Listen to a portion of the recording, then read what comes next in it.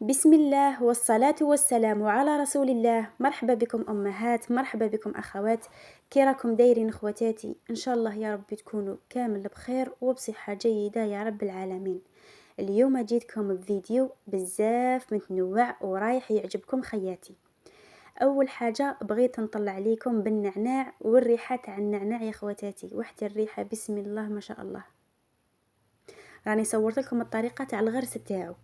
في الفيديو تاع اليوم جيت نوريكم القزبر، قلتوا لي كي تغرسيه ماذا بيك تشاركي معانا، على خاطر كاين بزاف اخوات دخلت في رسالهم الفكره تاع انهم يغرسوا القزبر في الدار. ماشي شرط تكون عندك مساحه تاع تراب كبيره باش تغرسي، قادر غير في الدار، في بلاره، في حوض، في اي بيدون ولا تغرسي فيه عادي.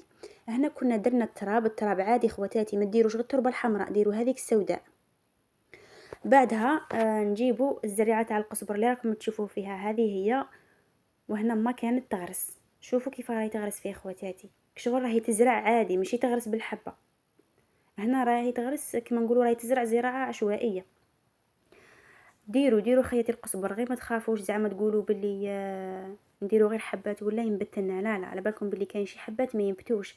فمن الاحسن انكم تكثروا الكميه باش ينوضلكم غازر ويجي شاد روحه ويجي خشين. بعدها نجيبوا التراب ونغطوا عليه من الفوق. كي تغطوا خواتاتي ما تكثروش عليه التراب، يعني ديروا غير كميه قليله قيس ما تتغطى الحبه تاع القزبر. بعد ما نغطوه خواتاتي نرشوه بالماء.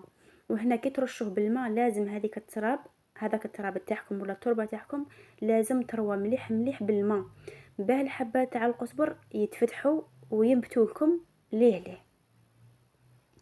اللي بغى تغرسوا رمضان مازال الحال، بصح تشوف الطريقه، وكي قرب شهر رمضان باذن الله تطبق الطريقه وتغرسوا.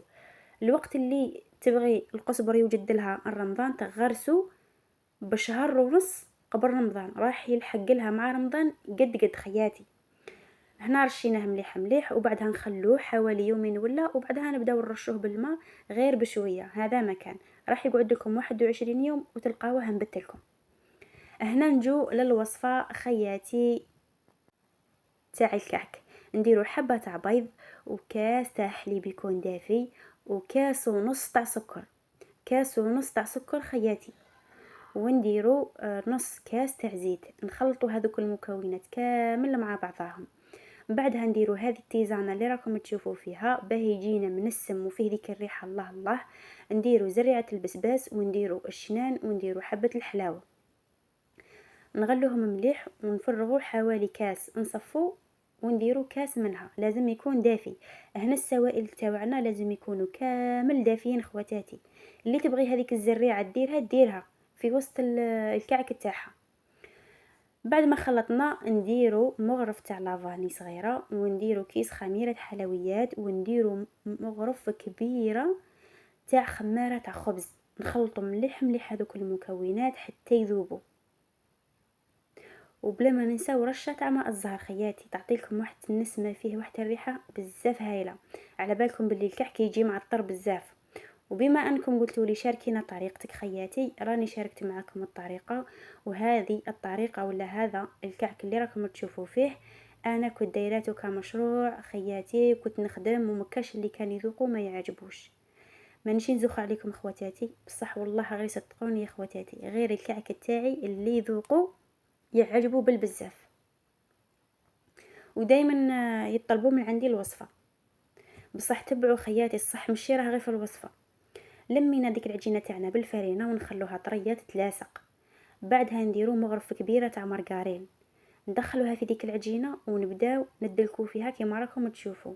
في الاول راكم رايحين تلقاوها باللي تقطعت لكم والعجينه بدات تتفرشش. ما تخافوش، اقعدوا غير تلموا فيها، تلموا حتى تلم لكم كما راكم تشوفوا. بعدها نغطوها ونخلوها تخمر حتى يتضاعف الحجم تاعها. السر في الكعك باه يجيكم مفشفش وشباب لازم تخلوه يخمر، السر كامل راه في الخمور. هنا بعد ما خليته خمر خياتي رايحه نهبط له كامل هذاك الخمور، ورايحه نقطع على حساب الحبات تاع الخبزه اللي راني رايحه نديرهم. يعني كل خبزه تبغوها كبيره ولا تبغوها صغيره على حسب الحجم اللي تبغوه. انا لهنا الحبات درتهم متوسطين، ما همش صغار قوي وما همش كبار قوي. فهمتوني خياتي؟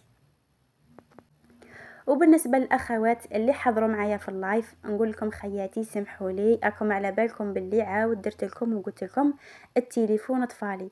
صدقوني غير كانت قصره وجماعه معاكم ما تتشبعش، والله العظيم غير انتوما نعم الناس ربي لقاني بكم. الله يديم محبتنا يا رب العالمين، وان شاء الله وباذن الله كما يقول لك القادم افضل. هنا بعد ما درت كامل هذوك الكويرات كيف خياتي، نجيبوا الحلال ونفتحوا العجينه تاعنا غير شويه شويه. تقدروا ما تفتحوش بالحلال غير بيديكم. هنا علاه درنا هذه الطريقه؟ باه يجينا كما نقولوا مفشفش، باش يجينا طري بزاف. هنا نغلقوا هذيك العجينه تاعنا مليح، وهذيك الجهه اللي رانا غالقينها من تحت خياتي ماذا بيكم تحطوها من تحت، وبعدها تجيبوا الموس تاعكم وتقطعوا هذوك الخطوط كما الشكل تاع الكعك. هذه كامل على بالكم بها خياتي. دايما تبعوا الفيديو من الاول للاخير باه تستفادوا من النصائح. واللي بغات تعرف سعر الحبه تاع الكعك شحال راه يدير خياتي، راه 4000 للحبه، 4000 للحبه اللي بغات تسترزق على روحها خياتي. نعاود لكم حبه واحده اخرى هكا، بها اي اخت ولا صغيره مسكينه راهي معانا وبغات تديروا لاول مره ولا راح تستفاد من الفيديو والوصفه.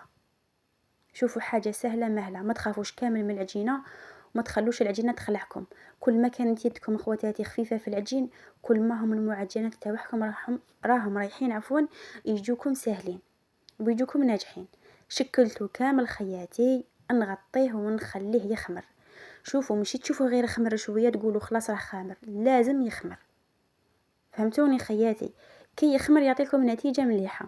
هنا بعد ما خمر وضاعف الحجم تاعو، درت صفار تاع البيض مع مغرفه صغيره تاع لحظه اللي هي حليب مجفف مع شويه تاع حليب ومغرفه صغيره تاع كاكاو، نخلطوهم مليح مليح وندهنوا بيهم الوجه تاع الكعك تاعنا.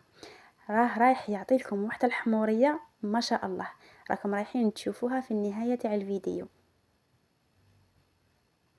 أصحاب المحلات يخدموا هذه الخلطة خياتي.